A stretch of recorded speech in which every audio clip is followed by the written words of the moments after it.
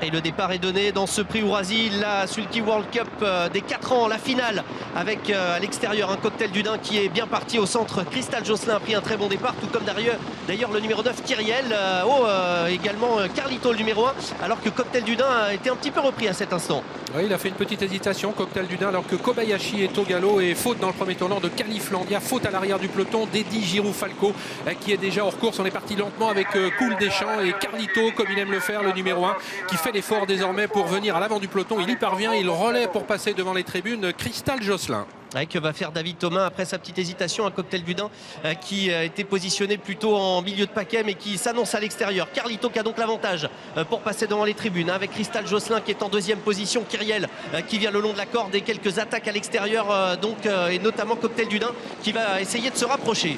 Il fait l'effort actuellement, Cocktail du Dain, il place un gros contre, il vient très vite dans la descente désormais pour venir à l'avant du peloton aux côtés de Carlito. Il va essayer de se rabattre dans quelques instants, Carlito toujours à l'avant du peloton mais qui voit venir Cocktail du Dain à l'extérieur entre les deux bien placés. On a toujours le numéro 10, Cristal Josselin qui est derrière le cheval de tête bien placé également, le numéro 12 King Opera devant ensuite le 6 Capitano de Source à mi-paquet, le numéro 14 Canad Belev, alors qu'ils sont désormais en pleine et que Carlito a contré Cocktail du Dain. Ces deux-là donc qui ont l'avantage à 1500 mètres de l'arrivée. On va avoir un premier temps de passage qui va s'inscrire dans quelques instants, 1:12 depuis le départ.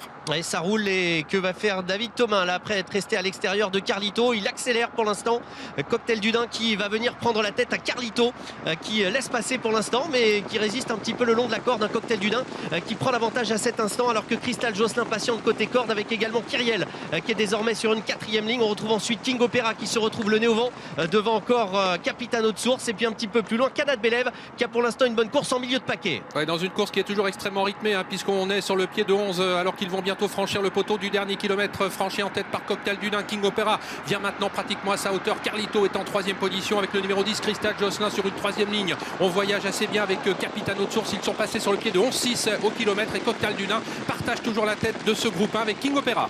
Et toujours aucun temps mort dans cette course, un rythme soutenu et régulier depuis le départ. Cocktail du Dain qui a l'avantage, King Opera qui s'est calé à sa hauteur avec également Carlito qui est là le long de la corde tout comme Cristal Josselin. Rien n'est fait, ils sont tous très groupés.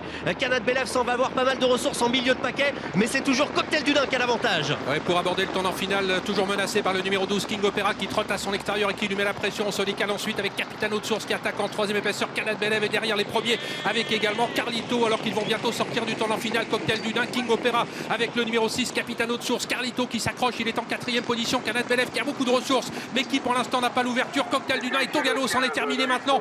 King Opera a hésité également un court instant, il est légèrement débordé par Capitano de Source. Il va chercher à se relancer côté corde. Carlito également qui s'invite aux toutes premières places. Rien n'est fait, ils sont encore plusieurs et tout à l'extérieur. Craig Taimatu qui vient terminer très fort avec également le numéro 7 Katinka du Mouchel et c'est maintenant le 13 Craig Taimatu, le lauréat du Critérium des 3 ans, qui va remporter un nouveau groupe 1 devant Xar qui a remarquablement terminé. Il y aura photographie pour les places.